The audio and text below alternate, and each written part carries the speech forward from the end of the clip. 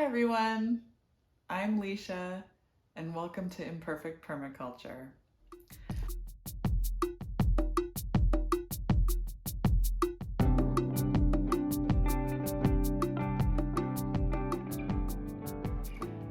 You may have noticed that I've been away for a couple of weeks, and that is because I had some challenges come up that I needed to deal with.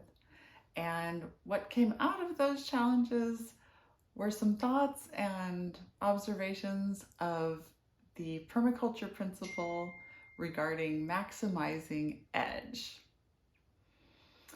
Speaking of edge, the moment my phone goes off and there's the edge between me recording a video and the rest of my life coming in.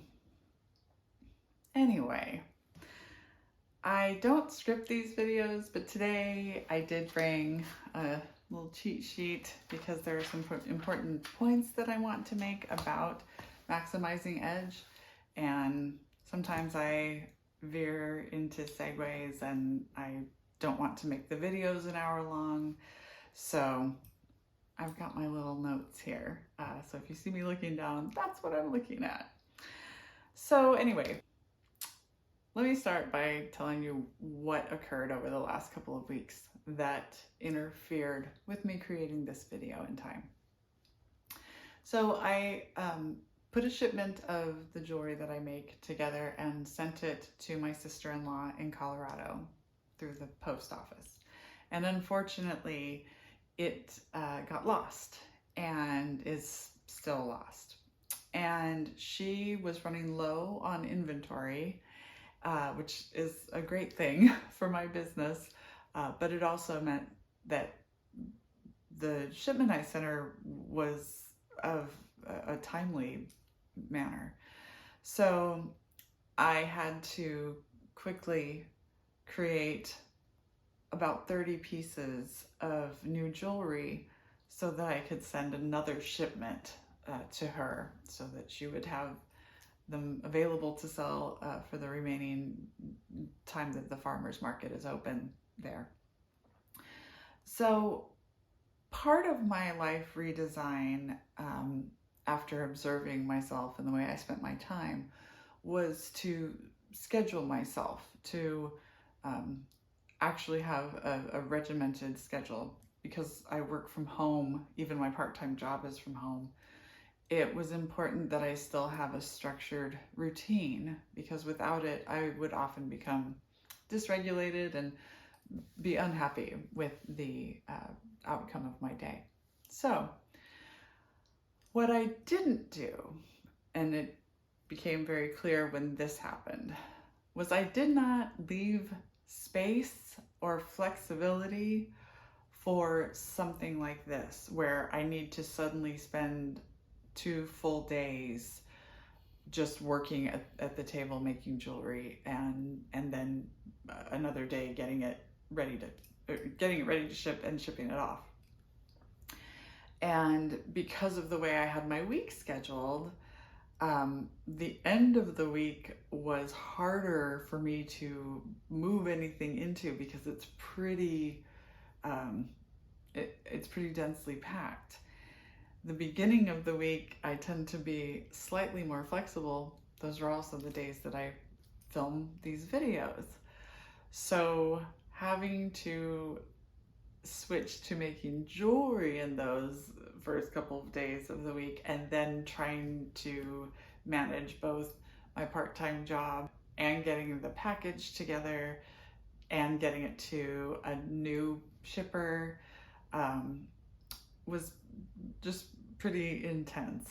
And so I thought about the principle of maximizing edge, because what I realized was that the hard boundaries that I put around what activities I could do on what days were part of why this was such a stressful thing to happen. I just didn't build in anything for life to happen.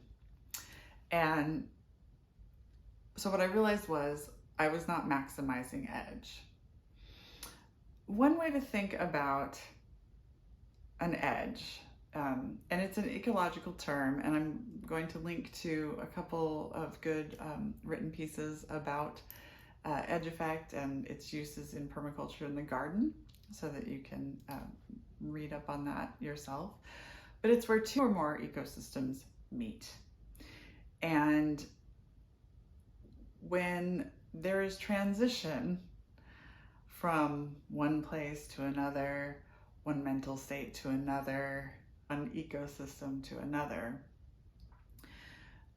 there is an edge to each of those ecosystems before the transition point. So right now in my personal journey, I am in the edge. I am not in the transition point yet. I'm at the edge.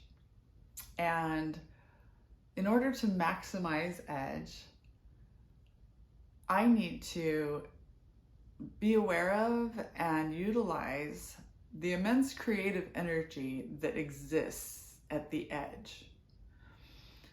This is how I think about it. When I was a kid at the public pool, and I'd never been on the high dive before, and had spent a few summers watching kids climb the ladder and get up on the high dive and do what they were going to do. And I say that because I remember watching kids get up on the high dive, jump off, land in the water beautifully, everything was great, kids happy, made me want to go do it. I also saw kids who looked a little reluctant as they were climbing the ladder, and once they got up there, definitely reluctant to make the jump. I saw kids get up there and go back down the ladder. I saw kids not even get all the way up the ladder. And when it was my turn, when I decided to try to attempt the high dive, I remember standing on the diving board and thinking, I can go back down the ladder. If I'm too scared to jump, I can go back down the ladder. In other words, that edge was where everything was possible. I hadn't committed to the jump. I hadn't committed to going back down the ladder. I was there. I could make a decision in either direction. It was the place where all of the possibilities were open until I decided to go ahead and jump in the water. And I realized I'm really not comfortable with heights, and I never did that again. But the memory held true and was what came to mind when I started thinking about these edges. So, like I said, edges can be physical places, they can be places in your mind, they can be places in time. And sometimes, just like those kids on the diving board, we fluctuate between the edge, our comfort zone, retreat, or going forward before we can actually make the transition. And it doesn't mean that the transition isn't still going to happen. Even those kids who decide not to jump that day and go back down the ladder probably gave it another try at a later date and did it. So that's a very normal part of this process. Going to the place, the edge, looking at what could be, and maybe feeling that you need to retreat for a while. Or sometimes you're ready to go for it. So the point is, all things are sort of possible at the edge. And when I think about my own scheduling, about the scheduling of my life, I wasn't letting the part-time online work share an edge with my jewelry making, or share an edge with my video making. I had everything siloed. This day for this day for this day for this. And what I realized through this last experience was that I need to design undulating edges. I need to design overlap in my world with options so that I can choose what thing to prioritize rather than trying to set priorities based on what Monday looks like, having no idea that on Tuesday I'm taking my cat to the vet, or if it were an emergency situation. So edges are very fertile places for growth, and they're also sometimes uncomfortable places. And when I think about this larger journey that I'm on, I am definitely at the edge. I'm not in transition. We're not, there's not a solid plan to, or that's maybe not the way to say it. I'm not in transition. I'm not notifying my landlord that we're leaving. I'm not, packing up to head to Colorado. None of that is happening. I'm at the edge where I know that I'm going to be leaving, that we're going to be leaving this ecosystem behind, and that we will be moving to another ecosystem. But we're not in transition yet. And so this is the place where everything is possible. And with everything being possible, that's not, that doesn't obviously mean that only everything positive is possible. And maybe that's what makes the edge both scary and exciting. Our brains actually register excitement and anxiety the same way. We're the ones who decide whether we're excited or anxious. And I definitely saw over the last couple of weeks, both with this scheduling situation that presented itself, but also with my impatience about these transitions. I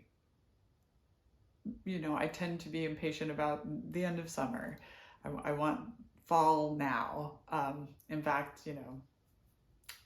I'm wearing some fall clothes because it happened to get down to the 60s last night. So that was great. And I'm enjoying pretending that it's fall inside my house. But the truth is that the truth is that when I look through the permaculture lens at where I'm at this edge, where all sorts of things are possible, I then can understand that it has its own purpose. This isn't limbo, or maybe it is. Maybe that's not how I want to say it.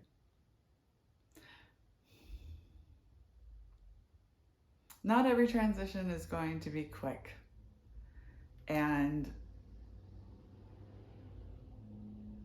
my goal moving forward is to try to reap the fruits of this edge that I'm currently in as I release old patterns and introduce new patterns,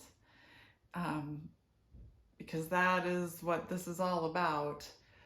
An old pattern that came up when I found out that the package had been lost was to think, maybe I should just quit the jewelry, because if I can just lose a whole box of jewelry that I spent, hours and hours of my life on, time I can't get back, maybe this just isn't worth it. And I pretty quickly recognized that that was fear talking, because truthfully, with the help of my sister-in-law, my business is growing in a way that it hasn't ever before.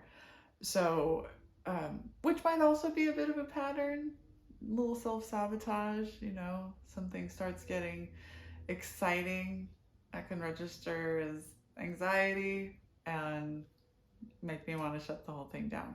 But I'm not doing it. I'm not doing it. I'm going to sit in the discomfort of this, of the discomfort of having to renegotiate my schedule, the discomfort of being in a place I don't want to be in anymore, but also not having a place to go yet. So I like to think of the edge effect as nature's creative cauldron. You don't know what you're going to get out of it, not yet, but it is where there's a lot of possibility and a lot of creativity. So I'm going to get creative with my schedule, and I'm going to try to weave time for more than one ecosystem to be worked on in a day. I think that will help my interior garden flow a little better than getting hung up on what I didn't get done on the set day that needed to have it happen. Also, personal edges. Since I have friends who have subscribed to this channel who I know in real life, I know that with some of you, we share an edge of music. And with some of you, we share an edge of a love for permaculture. And with some of you, we share both of those edges. And with some of you, we share an edge of work with people care. We've met through working in nonprofits that benefited people, and we share that edge, and then find that we share other edges. And if you think about what happens is we form friendships, we call it common ground. We have common ground. Well, that's a shared edge. Same thing. Those friendships create more bounty, more abundance, more beauty in our lives. We enrich each other's lives just by sharing those boundaries, and then also sharing with each other the boundaries that we don't share. That creates more creativity. Creates more creativity. It does, though. Collaborations. We don't have to be from the same backgrounds at all.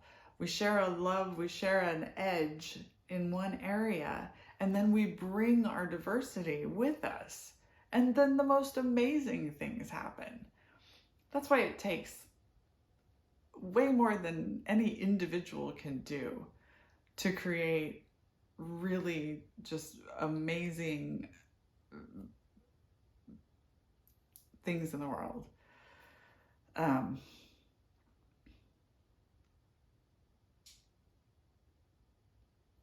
So that's what maximizing edges is. Maximizing edges is about utilizing the energy that happens at edges.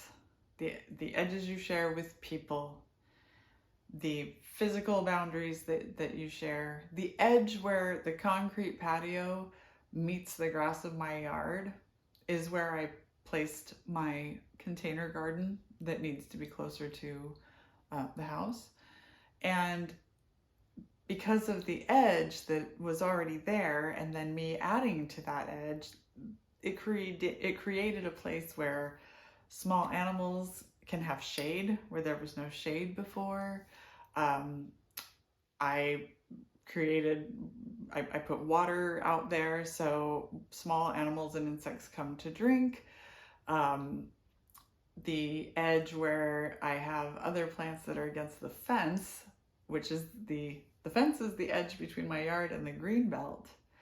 We have a lot of activity. We've had a bobcat come into our yard chasing rabbits, we assume. The rabbits are attracted to our yard because we do grow food for them. And so there's a lot of activity. There's a tree on the other side of the fence, birds in the tree help themselves to my tomatoes and my berries. And so there's a lot of activity that happens at those edges that is not happening in the middle of the yard. So the edges are important. The energy there is real. I'm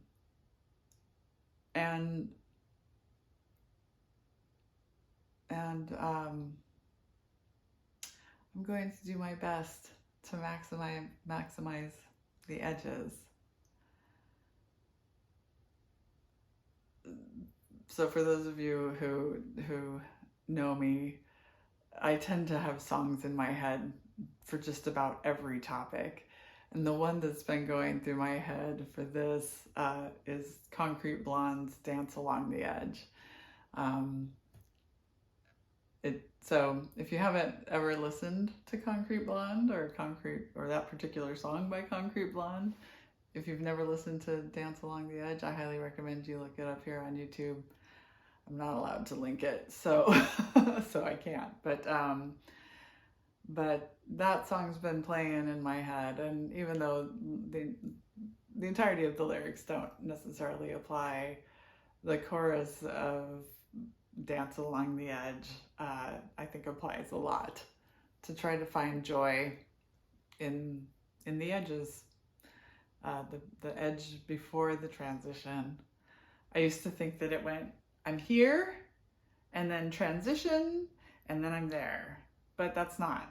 It goes, I'm here, then I'm at the edge, then I'm in transition, then I meet a new edge, and then I'm there.